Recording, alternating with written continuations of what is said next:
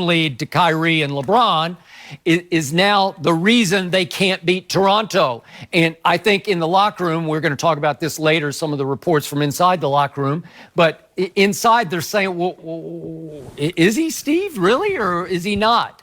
And they're clinging to the possibility that he will save them when I don't think there's any chance he will save them. So it's one or two things. He's either not hurt at all and he's not rushing back the way Clay rushed back with his hamstring, or he's significantly hurt and he just can't play.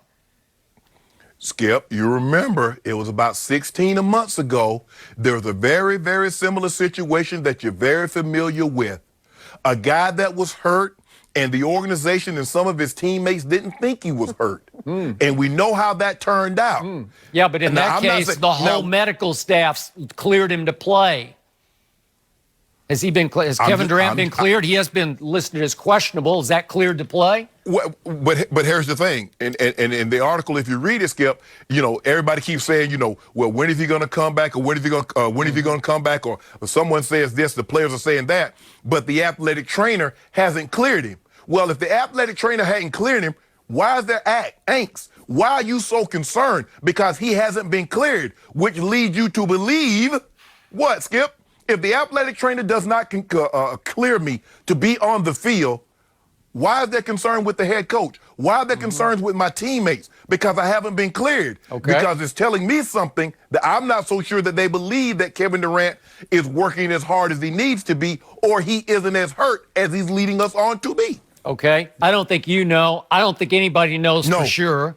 But this is what I do know.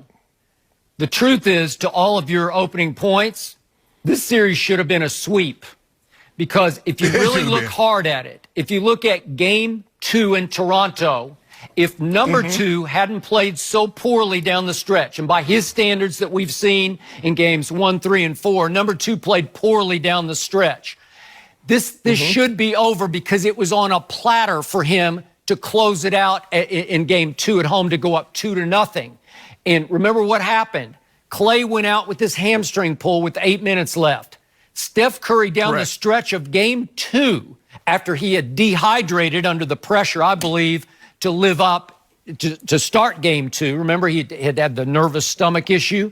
He doesn't even get up a shot down the stretch in the last 8 minutes. He goes 0 for 0, 0 for 0 from the free throw line, 1 assist, and they go 8 straight empty trips from 5:39 down to 7 seconds left.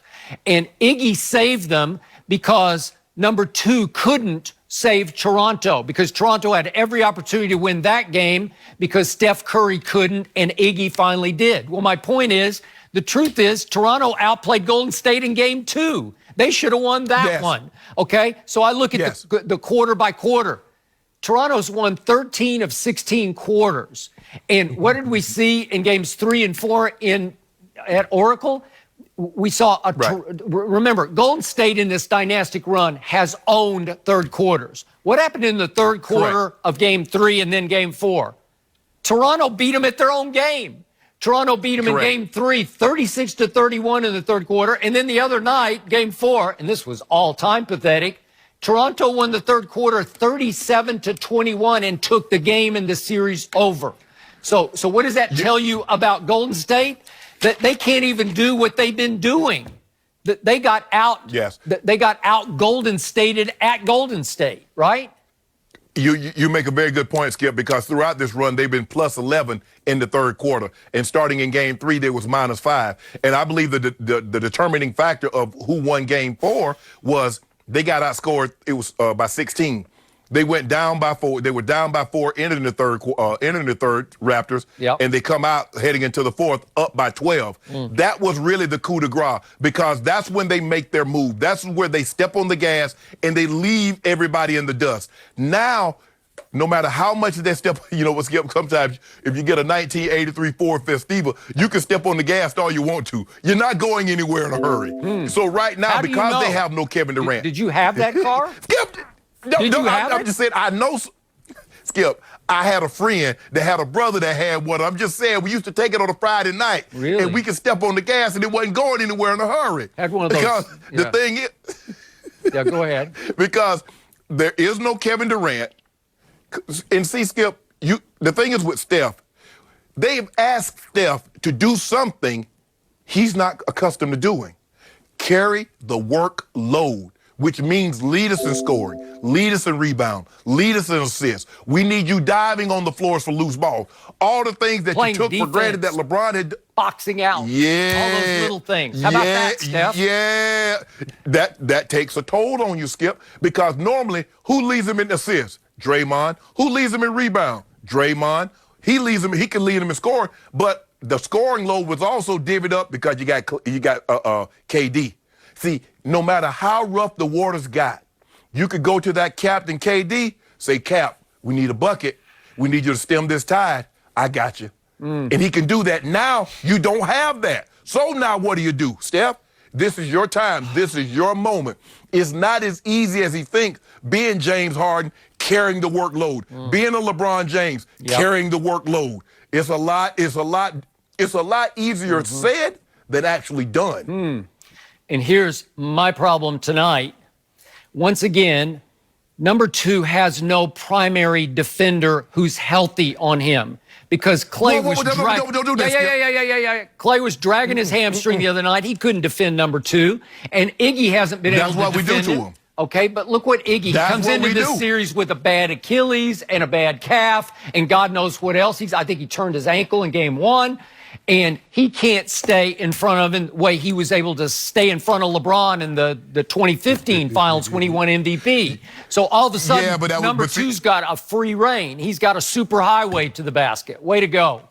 Well, see, that Iggy was 31. This Iggy is 34 with another 4 straight finals on his resume. And guess what? Clay and Iggy, okay, you talk about their hamstrings, you talk about their ankle, their Achilles, their knees. Guess what's going to leave this series hurt? Their butts. Because Kawhi is putting butts in them. That's what's going to be hurt. We know that for certain. And now at some point in time, you're going to have to get that man his credit, Skip. You're going to have to call him Kawhi Leonard. I am not. Finals MVP. He's dead to me. 2 over. Yeah. No. Don't let him be dead to you, Skip. I used to love him. I used to tell you he was even better than LeBron 2 years ago, but not anymore. I can look. Hold on. So because he doesn't wear the black and silver, that means he's not better than LeBron anymore, right? I don't even want to talk about it because it's hard for me to talk about what he's doing. We're going to do a whole topic about this, and I'm going to save it for later. We're going to talk about some stunning Danny Green quotes about this guy that puts it all in perspective for me. But the point is, you keep putting in the perspective of he's hurt. He's still hurt. He's been hurt for like 8 years since that he's been playing pro basketball. Stop. Yeah. You're exaggerating. And you told me going into game 3 the other night, clearly there's cause for concern because he's not right. I'm showing you the Jordan Bell video where he blows around Jordan Bell and dunks it, and he says, he had to regather himself. He had to blow. How did he look to you on Friday night? Did he look gimpy to you? Did he look limpy to you? He looked transcendent great to me. He looked completely 1,000% healthy as usual to me on Friday night. So can we please take away the injury excuse? No, we're not going to do it. We're not going to do it because we know he's still banged up. He's getting treatment around the clock. But I tell you what, this is what Kawhi Leonard is doing. This is what Kawhi doesn't realize or understand. I don't know if he understands what he's doing. And we won't understand until he's done.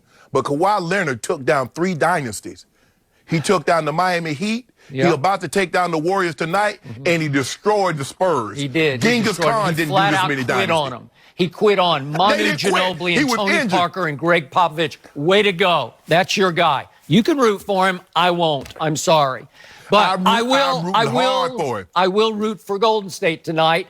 And unlike you, because you jumped bandwagons once again, because you had, as I recall, Golden State in 6 games, right? That is mathematically impossible now. Let's see if I calculate. That can't happen. But Golden State in 7 can happen, and that was my prediction, and I am sticking with it for no good reason. I have no reason to stick with it except my foolish pride. And I am hanging in because I told you Klay Thompson was going to have a big finals, and boy, did he have a big game 4 the other night. Made 11 of 18, made 4 threes. If Klay Thompson can go for 35-ish, maybe even 40, they got a shot tonight.